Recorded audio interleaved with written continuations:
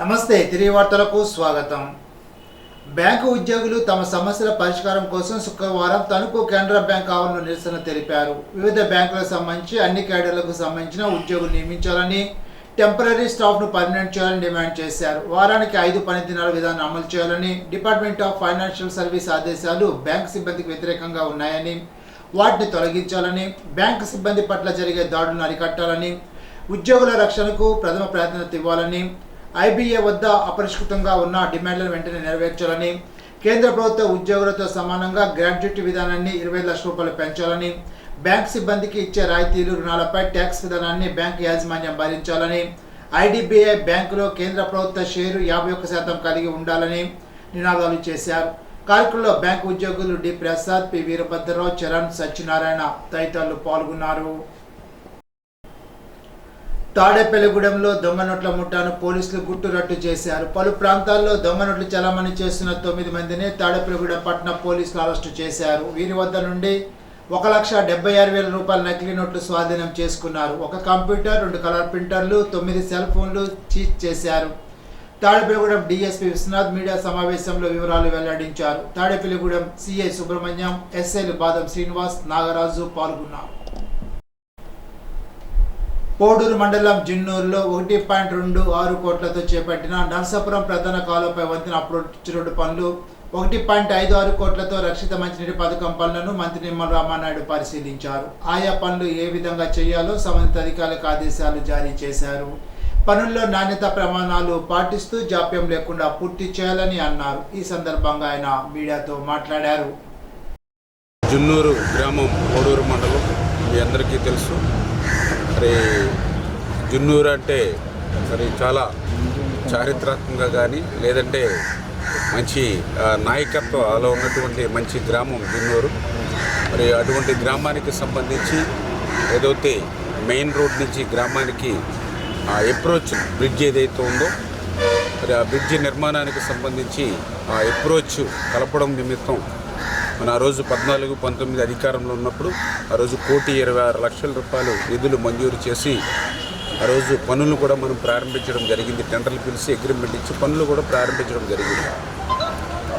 దురదృష్టం ఏంటంటే గత 5 సంవత్సరాల వైఎస్ఆర్సీపీ పాలనలో ఎక్కడైతే పనులు 19 వరకు చేశామో అక్కడితోటి నిలిచిపోయినటువంటి పరిస్థితి.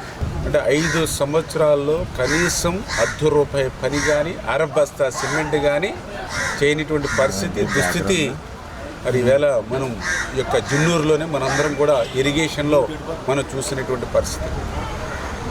రెండవది ఏదైతే ఈ యొక్క జున్నూరు గ్రామానికి ఈవేళ ఒక్క నీరు త్రాగడానికి కటకట్లాడుతున్నటువంటి పరిస్థితి. ఎంతోమంది నాకు కూడా ఫోన్లు చేసి ఈవేళ నీళ్ళు రాలేదు, కనీసం ట్యాంకర్లైనా పంపించండి, పాపం మహిళలు కూడా పెద్దపేట నుంచి ఇట్లా ఫోన్లు కూడా వస్తూ ఉంటాయి. అటువంటి గ్రామానికి మళ్ళీ సురక్షితమైనటువంటి త్రాగునీరు అందించాలనేటువంటి సంకల్పంతో 14-19లో మేము 69 కోట్ల రూపాయల నియోజకవర్గానికి నిధులు మంజూరు చేస్తే మళ్ళీ యథా పరిస్థితి 19-24లో మళ్ళీ ₹1 కూడా ఖర్చు పెట్టినటువంటి పరిస్థితి.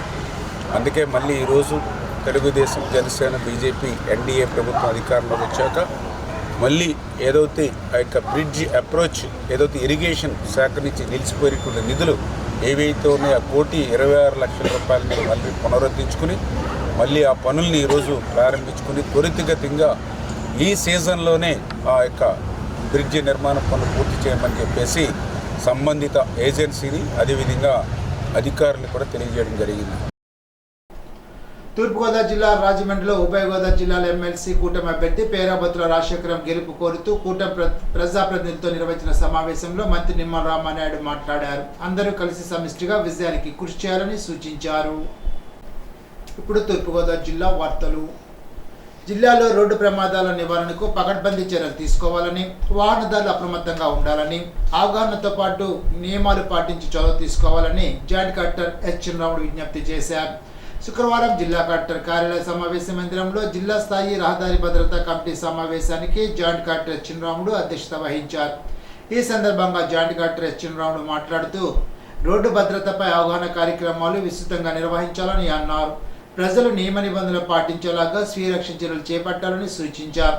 జిల్లాలో 27 జాతీయ 6 రాష్ట్ర 2 ఇతర రహదారుల్లో 35 బ్లాక్ స్పాట్లు గుర్తించడం జరిగిందని, ఆయా ప్రాంతాల్లో రోడ్డు ప్రమాదాలు జరిగాయని అన్నారు. రోడ్డు ప్రమాదాలను మన్నాను తగ్గించడానికి కావలసిన జాగ్రత్తలు పాటించాలని అన్నారు.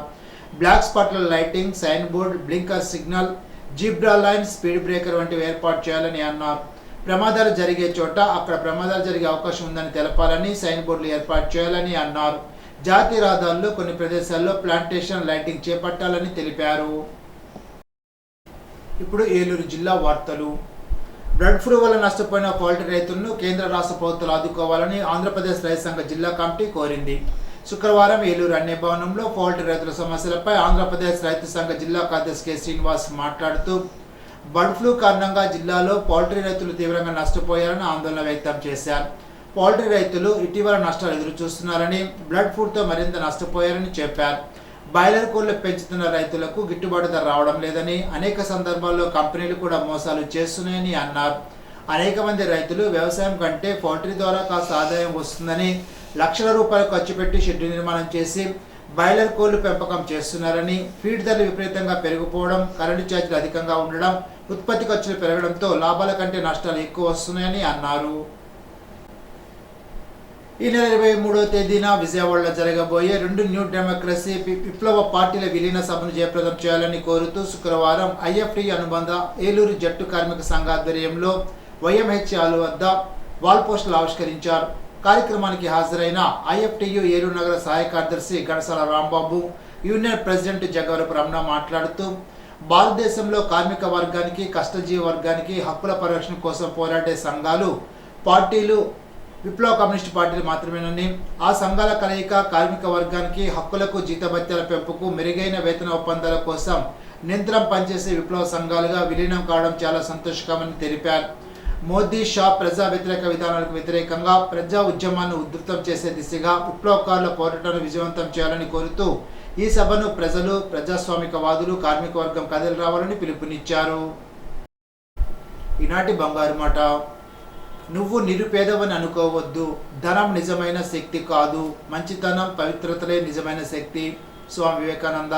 ఈ వార్త ఇంతటితో సమాప్తం. తిరిగి బిజినెస్లో కలుసుకుందాం. అంతవరకు సెలవు. నమస్కారం.